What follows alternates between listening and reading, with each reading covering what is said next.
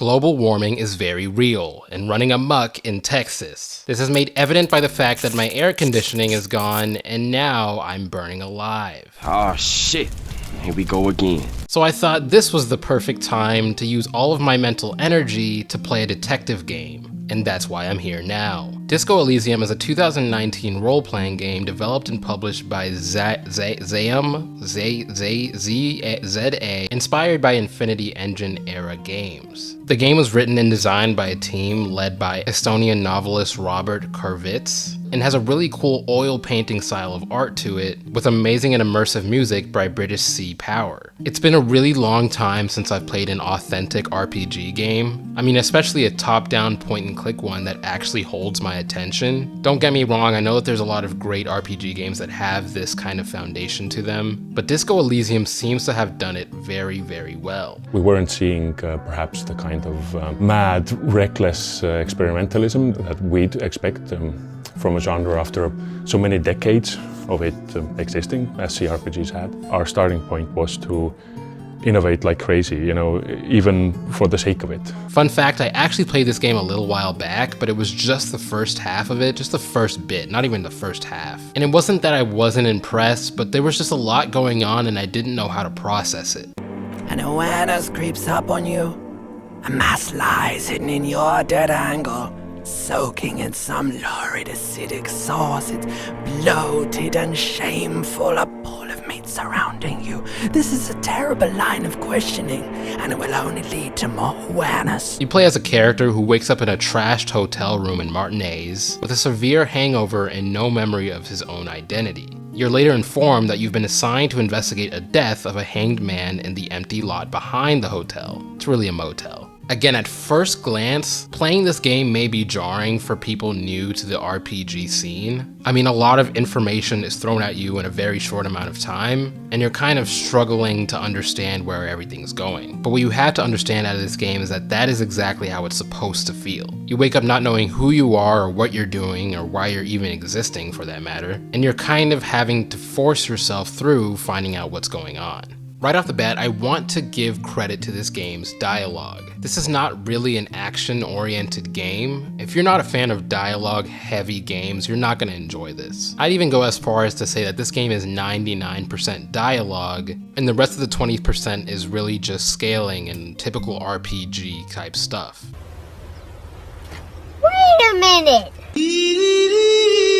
And again, at first, it kind of is tough to get on board with. One of my first experiences of this game is when I was talking to somebody, and all of a sudden, because he said something to me, my morale decreased so much that I ended up dying and having to restart the entire game over again because I didn't save. The best way to think about this game is that every dialogue that you have is treated almost as a battle. I mean, not literally, you're not actually battling with words like that. No matter how you cut it, ain't a cheese grater.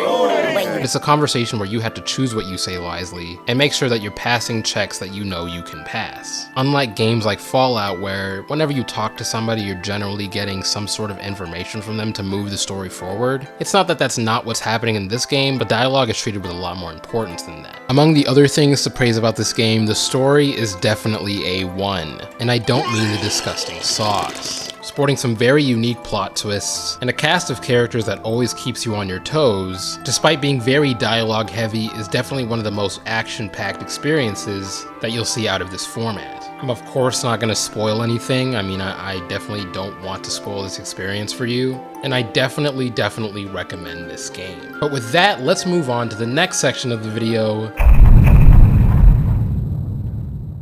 I don't have a lot of bad on my list here, but there's a couple of things that definitely took me out of the experience while I was playing. Let's first talk about the quick save function. I quick saved. You don't know? I've been quick saving for like a week.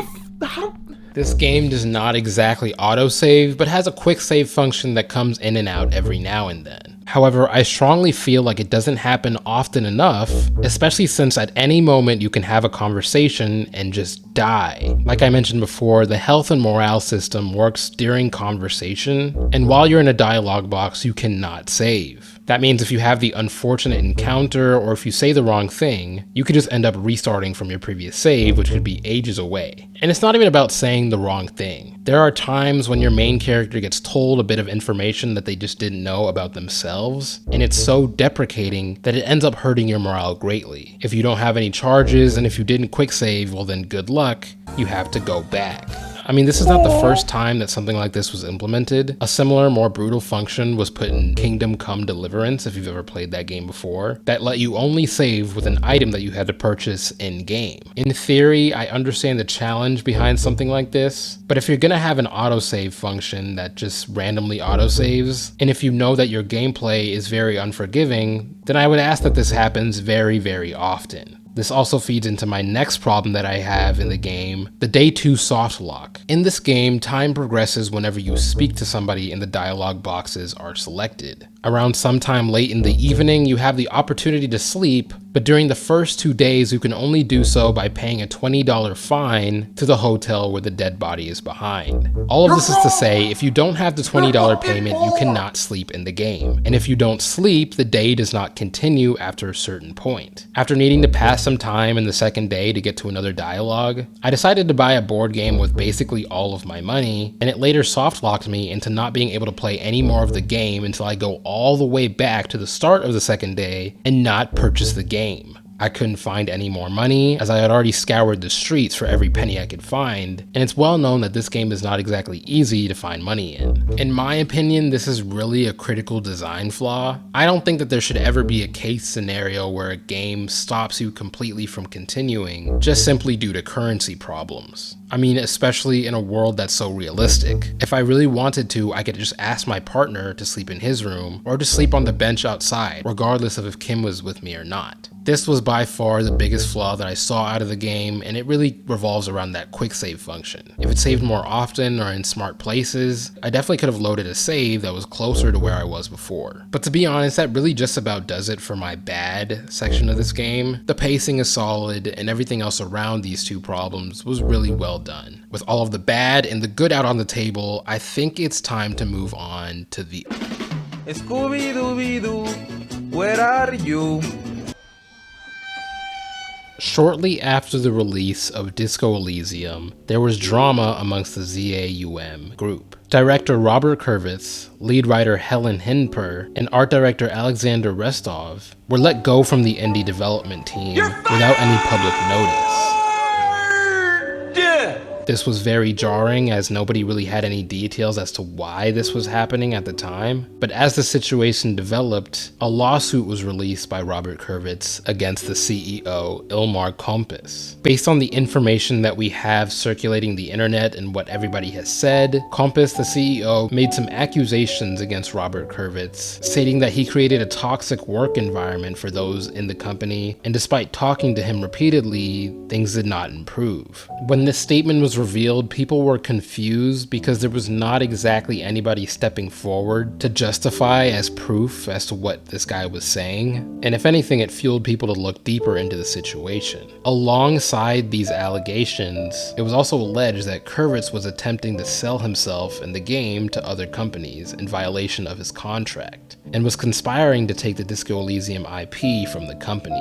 Again, there's no set proof of this, hence the reason I use the word alleged, with people in the company even stating that this was not exactly a black and white situation, but refusing to say anything more than that. The way that I see it, and a lot of people on the internet see it, is one of two things happened. One, the individuals listed were actually taking advantage of the people developing the game and were creating a toxic work environment, as we've seen in other indie development companies before. The idea of this alone is not far-fetched, I want to throw that out there. I'm not saying that this is impossible, but a lot of people, including myself, find it very odd that nobody stepped out to say, well, yes, this is the truth. Perhaps they're afraid of the repercussions, but typically when something like this is risen and when the person is already fired, it's a good standpoint to make to say, hey, this is actually why he was fired. Option 2 of what happened was that Rober Kurvitz and the CEO Compass had a falling out after the wide frame success that Disco Elysium had, and it ultimately ended up splitting the company in two. Compass may have had some ideas as where he wanted to take the company next, and Rober Kurvitz definitely wanted to make a sequel to Disco Elysium.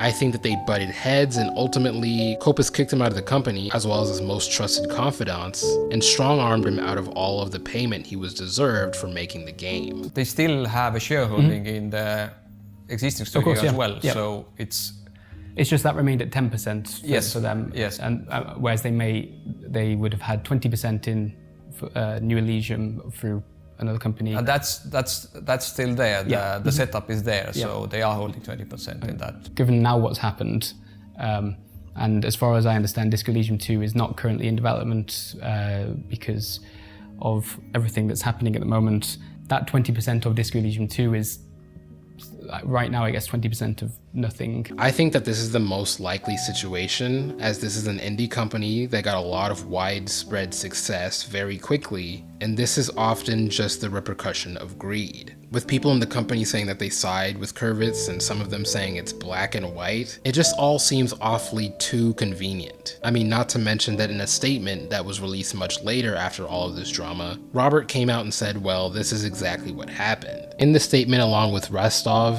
the art director, provided a story accusing the majority of shareholders of illegal fraud and takeover of the company, as well as, of course, trying to sue the company in both Utopian and UK jurisdictions. To fast forward a bit, ultimately the charges were dropped on both sides due to lack of proof for both parties. What is weird though is that they paid Robert and the rest of the people that were fired their fair dues just so that they can quiet them up, at least in my perspective. I really wanted to throw this out there just to say that the indie game development scene is very dicey. With the success of a game that happens so quickly, it can also bring about a lot of turmoil. AAA companies are able to strong-arm their way through situations like this because the people who make the money are at the top, and that is just how it is. People accept that the developers are not paid as much as the top dogs, and the shareholders are just accepting it.